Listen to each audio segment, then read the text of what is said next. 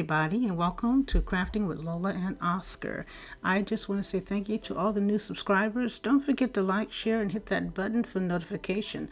Let's get into this week's video. So this week I thought I'd do something a little different. How about we go through a couple of the step-by-step instructions how we're going to make this beautiful card.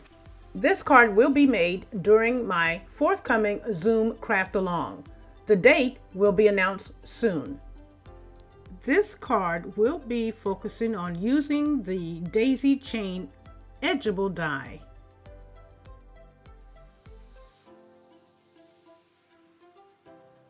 Using the delightful Daisies Blooming Daisy die set, I cut out several of the large daisies as well as some of the smaller daisies, and I highlighted them using my yellow alcohol marker. To give my stamens a more dramatic look, I used a piece of scrap paper, a couple of my ink pads, and then I used some glossy accents. I used a paintbrush for this because I found it to be easier. I simply painted over the colored paper, then let it sit for a few minutes to dry, and then I sprinkled on some very fine glitter. Once totally dry, I cut the stamens out, and then I used a ball tool to shape the stamens. After that, I just simply used some mini foam pads, about 2 of them, and placed them on the back side or the inside of the stamen. And I stuck a little bit of glue, just maybe a dot, just to ensure that the stamen would stick to the daisy. To complete the look, I used some of the Spectrum Noir sparkle pens, the clear ones, and just covered over the leaves of the daisies. Now for the leaves, I took the time and I traced around each leaf several times, painted over the leaf with glossy accents, and then I cut them all out. Now, if you ever want to use glossy accents and you don't want a real heavy shine on your paper or whatever it is that you're going to be doing, then you just want to put a small coat or a thin coat.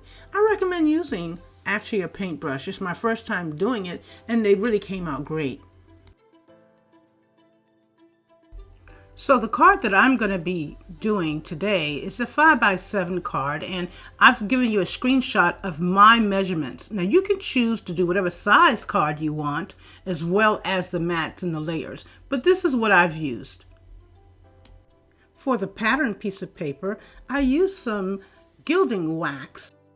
The easiest way to use gilding wax is to dab just a little bit on your finger and then run it across your material.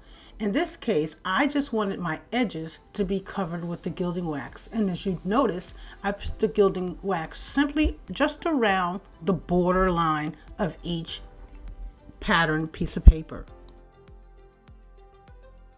To cut the die into your paper, make sure that the cutting edge of the die is placed to the left on the card, like so, and then center it. Once the die is ran through your cutting machine, just simply take a pair of scissors and use the guides that are already on the card to finish cutting out the unwanted portion of the die cut. And for the final touch, I simply use some flat back pearls and glue to the edgeable die of each card to match the color theme. And there you have it. This week's card, a 5x7 card featuring the Crafter's Companions Nature's Garden Delightful Daisy Collection, focusing on the edgeable die that's called the daisy chain die. I hope you really liked this tutorial. I will be making the card. Actually, I'm planning on doing the card as a part of a Zoom project. So if you're interested in using your collection, your die, and you'd like to be part of the Zoom group, simply send me an email at danielslola35@yahoo.com. And then don't forget, if you have the collection, use this video to start prepping your materials for the Zoom. The date will be announced really soon. Thank you for watching.